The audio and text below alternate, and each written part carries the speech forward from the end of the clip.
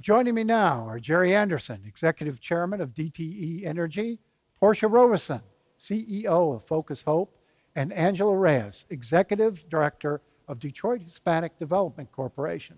Welcome. Well, thanks. Thank you all for being here. We know in Detroit there are a lot of jobs, and there are a lot of people who need jobs.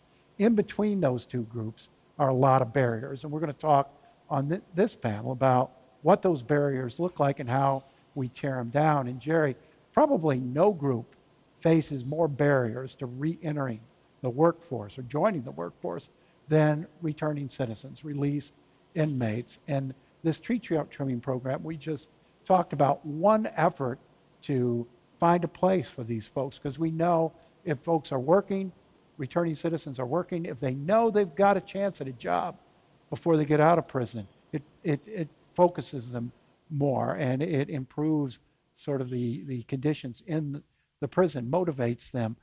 But for employers, there's a bit of a risk here, or at least there's a perceived risk. Why is DTE Energy taking that risk?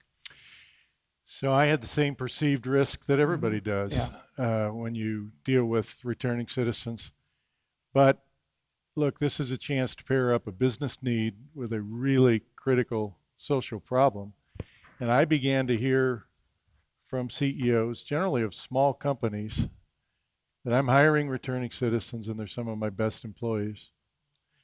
And then I ran into the leadership of Johns Hopkins Hospital, big institution in Baltimore, who's been hiring thousands of returning citizens over decades. And I invited them to DTE to lay it out for us, and they said the same thing. These will be among your best employees because they're looking for a second lease on life. And so we decided to sort of prove the case for ourselves, and over the last few years have hired in about 50 returning citizens, got a 90% retention rate. And so we decided it was time to up our game. And as we were thinking that, the Department of Corrections and we crossed, and we decided to put the first training facility by a business within the walls of prison, the Parnell Correctional Facility or the Jackson Prison. So we'll have classes of about 25 going through. They'll be in class for 4 or 5 months. And when they come out, they will join the union and head into the journeyman program to become first a line clearance tree trimmer and hopefully then a lineman. Portia, you all at Focus Hope are in the worker training business. Right. Should this kind of training start, or could it start well before the release date? Could they come out of prison ready to work if we had more forward-looking policies? Yeah, I absolutely think so. I mean, I think there are opportunities that you can develop in prison so that when people come out, they know exactly what they're going to do next, and they know that they are going to have a job after they complete the program. And I know it cuts down on recidivism. So what we want to see is people who don't return to prison because they have a way of making a legal living wage, right? Yeah. And so this is an opportunity to do that. And I think there are ways in which, in partnership with the Department of Corrections, you can start to develop those programs inside of the prison walls. You know, one of the brutal realities that I've learned of is that in Michigan, we have about 8,000 or 9,000 people leaving our prisons each year to reintegrate. Yeah. 60% of them end up unemployed. And of the 60%, a third end up with a return ticket back to prison. But if you're part of the 40%, recidivism rate is 2%. We have got to get people job opportunities. So, Gerry, as an employer looking at this, are there policies the state could put in place to make it easier for you to hire returning citizens? I'm thinking about liability protections and other measures. I give the state and the Department of Corrections a lot of credit. They've started these vocational villages within the prisons. I think what we're doing as a company is really an experiment with them to try to figure out how to make it work, how to let us come right in there and train them up for work that we vitally need. So we'll all learn together, but then we need to scale it up. These vocational villages today are training about 600 returning citizens, people about to be paroled. We need to take it up to match the 9,000 that are leaving our facilities. Ms. Reyes, these 9,000 folks are coming back to neighborhoods, coming back to communities.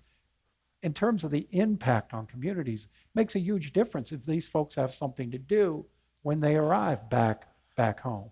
Absolutely. I don't think there's anything more important than a job in stabilizing people coming home from prison, because without that, they really don't have much of a future or hope.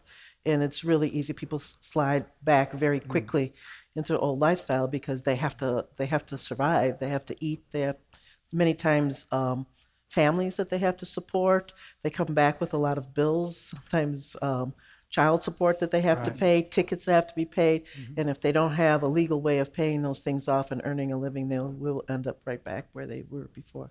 So we started talking about the barriers between jobs and workers. And again, we know there are plenty of jobs, plenty of people who want them.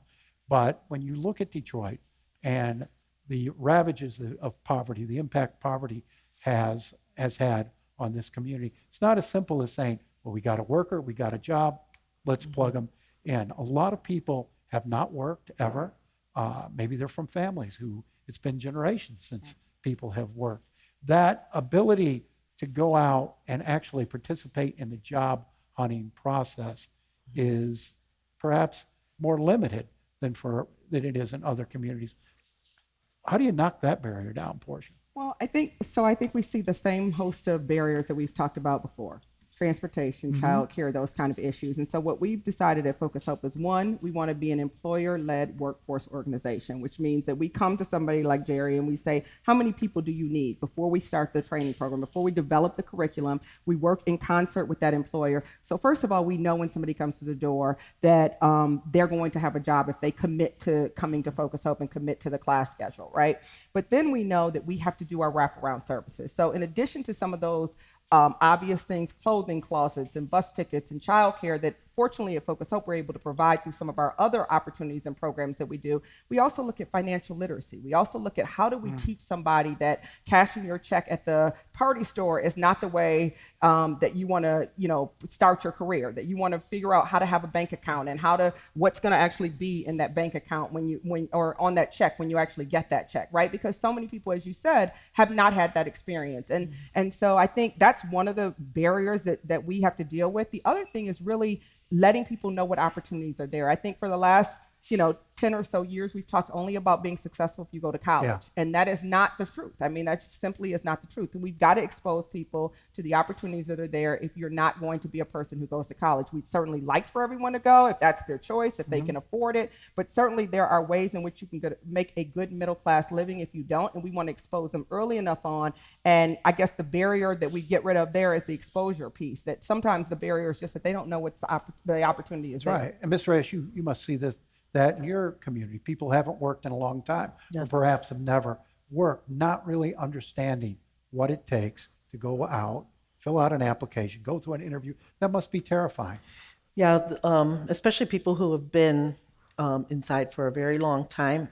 Think of the technology that has changed in the past 10, 15 years. So you have people who come out who don't know how to use a cell phone. We've had one individual who told us he sat in front of his TV at home by himself all day because he didn't know how to use the remote control, because the remote control is very high tech nowadays. So just knowing how to use technology, how to use a cell phone, how to use a computer, those are all very strange things to people who have been not exposed to those things for many, many years. And then there's other issues like family reunification, because their kids have grown up in the meantime. Previous partners have moved on. So learning how to deal with all of those different changes, how do you reintegrate into your family even, is a big deal for a lot of folks. So I want to talk now about pot. Michigan legalized recreational marijuana a year ago, starting to be implemented.